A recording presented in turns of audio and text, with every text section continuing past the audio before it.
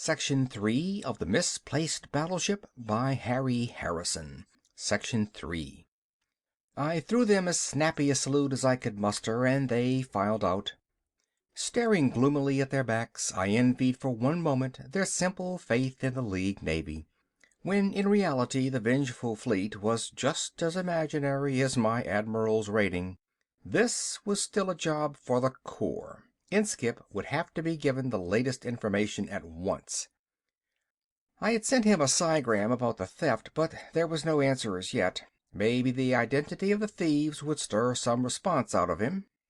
My message was in code, but it could be quickly broken if someone wanted to try hard enough. I took it to the message center myself. The psi-man was in his transparent cubicle, and I locked myself in with him. His eyes were unfocused as he spoke softly into a mic, pulling in a message from somewhere across the galaxy. Outside, the rushing transcribers copied, coded, and filed messages, but no sound penetrated the insulated wall. I waited until his attention clicked back into the room, and handed him the sheets of paper. "League Central 14, Rush," I told him. He raised his eyebrows, but didn't ask any questions. Establishing contact only took a few seconds, as they had an entire battery of psi-men for their communications. He read the code words carefully, shaping them with his mouth but not speaking aloud, the power of his thoughts carrying across the light years of distance. As soon as he was finished, I took back the sheet, tore it up, and pocketed the pieces. I had my answer back quickly enough. Inskip must have been hovering around waiting for my message. The mic was turned off to the transcribers outside, and I took the code groups down in shorthand myself. XYBB, DFIL, FDNO, and if you don't come back. The message broke into clear at the end, and the psi-man smiled as he spoke the words. I broke the point off my stylus and growled at him not to repeat any of this message, as it was classified, and I would personally see him shot if he did. That got rid of the smile, but didn't make me feel any better. The decoded message turned out not to be as bad as I had imagined. Until further notice, I was in charge of tracking and capturing the stolen battleship. I could call on the League for any aid I needed. I would keep my identity as an admiral for the rest of the job. I was to keep him informed of progress. Only those ominous last words in clear kept my happiness from being complete. I had been handed my long-awaited assignment, but translated into simple terms, my orders were to get the battleship, or it would be my neck. Never a word about my efforts in uncovering the plot in the first place. This is a heartless world we live in. This moment of self-pity relaxed me, and I immediately went to bed. Since my main job now was waiting, I could wait just as well asleep. And waiting was all I could do. Of course, there were secondary tasks, such as ordering a naval cruiser for my own use, and digging for more information on the thieves. But these really were secondary to my main purpose, which was waiting for bad news. There was no place I could go that would be better situated for the chase than Cittanuvo. The missing ship could have gone in any direction. With each passing minute, the sphere of probable locations grew larger by the power of the squared cube. I kept the on-watch crew of the cruiser at duty stations and confined the rest within a 100-yard radius of the ship. There was little more information on Pepe and Angelina. They had covered their tracks well. Their origin was unknown, though the fact they both talked with a slight accent suggested an off-world origin. There was one dim picture of Pepe, chubby but looking too grim to be a happy fat boy. There was no picture of the girl. I shuffled the meager findings, controlled my impatience, and kept the ship's psi-man busy pulling in all reports of any kind of trouble in space. The navigator and I plotted their locations in his tank, comparing the positions in relation to the growing sphere that enclosed all the possible locations of the stolen ship. Some of the disasters and apparent accidents hit inside this area, but further investigation proved them all to have natural causes. I had left standing orders that all reports falling inside the danger area were to be brought to me at any time. The messenger woke me from a deep sleep, turning on the light and handing me the slip of paper. I blinked myself awake, read the first 2 lines, and pressed the action station alarm over my bunk. I'll say this, the Navy boys know their business. When the siren screamed, the crew secured ship and blasted off before I had finished reading the report. As soon as my eyeballs unsquashed back into focus, I read it through, then once more, carefully, from the beginning. It looked like the one we had been waiting for. There were no witnesses to the tragedy, but a number of monitor stations had picked up the discharge static of a large energy weapon being fired. Triangulation had led investigators to the spot where they found a freighter, Ogget's Dream, with a hole punched through it as big as a railroad tunnel. The freighter's cargo of plutonium was gone. I read Pepe in every line of the message. Since he was flying an undermanned battleship, he had used it in the most efficient way possible. If he attempted to negotiate or threaten another ship, the element of chance would be introduced. So he had simply roared up to the unsuspecting freighter and blasted her with the monster guns his battleship packed. All 18 men aboard had been killed instantly. The thieves were now murderers. I was under pressure now to act, and under a greater pressure not to make any mistakes. Roly-poly Pepe had shown himself to be a ruthless killer. He knew what he wanted, then reached out and took it, destroying anyone who stood in his way. More people would die before this was over. It was up to me to keep that number as small as possible. Ideally, I should have rushed out the fleet with guns blazing and dragged him to justice. Very nice, and I wished it could be done that way. Except, where was he? A battleship may be gigantic on some terms of reference, but in the immensity of the galaxy, it is microscopically infinitesimal. As long as it stayed out of the regular lanes of commerce, and clear of detector stations and planets, it would never be found. Then how could I find it, and having found it, catch it?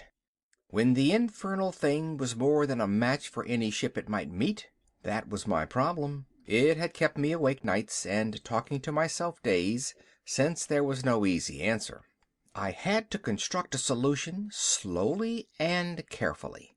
Since I couldn't be sure where Pepe was going to be next, I had to make him go where I wanted him to. There were some things in my favor. The most important was the fact I had forced him to make his play before he was absolutely ready. It wasn't chance that he had left the same day I arrived on Cittanuvo. Any plan as elaborate as his certainly included warning of approaching danger. The drive on the battleship, as well as controls and primary armament, had been installed weeks before I showed up. Much of the subsidiary work remained to be done when the ship had left. One witness of the theft had graphically described the power lines and cables dangling from the ship's locks when she lifted.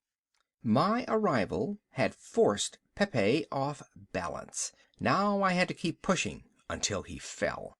This meant I had to think as he did, fall into his plan, think ahead, then trap him. Set a thief to catch a thief. A great theory, only I felt uncomfortably on the spot when I tried to put it into practice.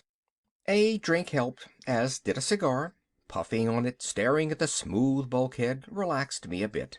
After all, there aren't that many things you can do with a battleship. You can't run a big con, blow safes, or make Burmadecks with it. It is hell on jets for space piracy, but that's about all. Great. But why a battleship? I was talking to myself. Normally a bad sign, but right now I didn't care. The mood of space piracy had seized me and I had been going along fine. Until this glaring inconsistency jumped out and hit me square in the eye. Why a battleship? Why all the trouble and years of work to get a ship that 2 people could just barely manage? With 1/10 of the effort, Pepe could have had a cruiser that would have suited his purposes just as well. Just as good for space piracy, that is, but not for his purposes. He had wanted a battleship, and he had gotten himself a battleship, which meant he had more in mind than simple piracy. What? It was obvious that Pepe was a monomaniac, an egomaniac, and as psychotic as a shorted computer. Someday the mystery of how he had slipped through the screen of official testing would have to be investigated. That wasn't my concern now. He still had to be caught. A plan was beginning to take shape in my head, but I didn't rush it. First I had to be sure that I knew him well.